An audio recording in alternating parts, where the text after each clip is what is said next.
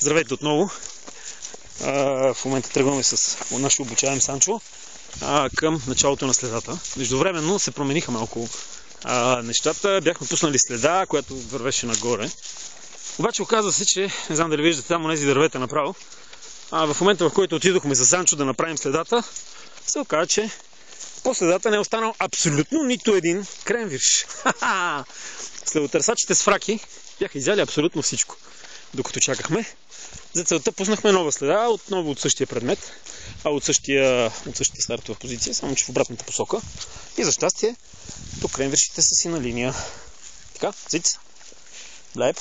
Ето тук продължаваше следата, право-направо. Няма нито един кренвирш по... Не! Циц. По следата. Започваме работа. Зух. И започваме да вървим плътно с него по следата, като държиме темпото. Благодарение на нашийника, леко му помагаме и го насочваме.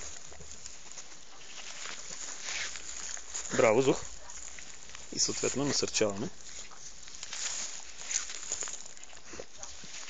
Браво! Оставя, понеже бърза. Браво, Зух! Браво! Зух, браво!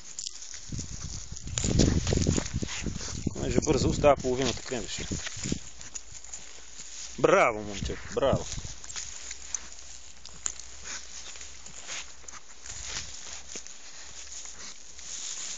Така, работи си абсолютно сам. И следва следата с кренвиршите. Така. Не трябва да се върти така. Браво, моето момче! Браво!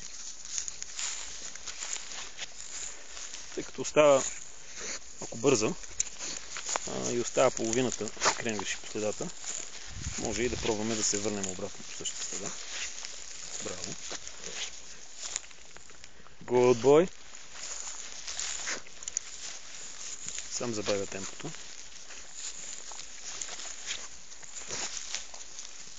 Така. Good boy! Браво!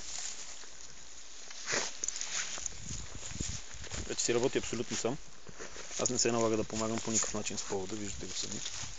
Малко бърза, но скоростта ще се коригира малко по-нататък. Няма проблем.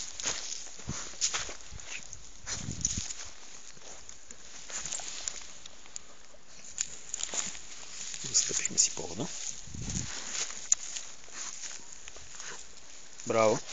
Good boy, Зух! Браво! Така. Ето го началото, напред, назад, ако го виждате. Вървим само направо.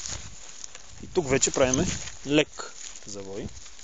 В дясно. Ето го, завой. Така. Лек завой.